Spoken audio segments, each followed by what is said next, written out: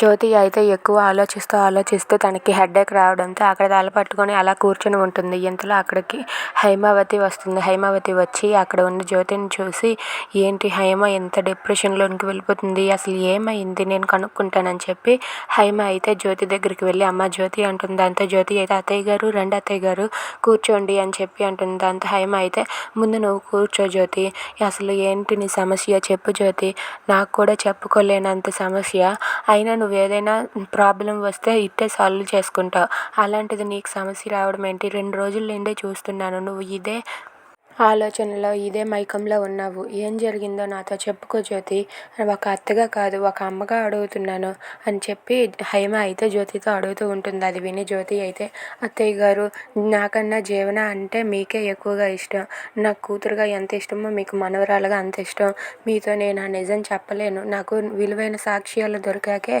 నేను ఇప్పుడు ఉన్న జీవన అసలు జీవన కాదు అని చెప్పగలను, అంతవరకు నేను మీకేమీ చెప్పలేను, నన్ను క్షమించండి అత్తగారు అని చెప్పి జ్యోతి అయితే తన మనసులో తాను అనుకుంటూ ఉంటుంది. ఇంతలో హైమ ఇలా అంటూ ఉంటుంది, ఒకవేళ నీకు నాకు చెప్పడం ఇష్టం లేకపోతే నీ తోబుట్టువు లాంటిది పద్మమ్మతో చెప్పుకో అని చెప్పి అంటూ ఉంటుంది. Thanks for watching friends, please subscribe.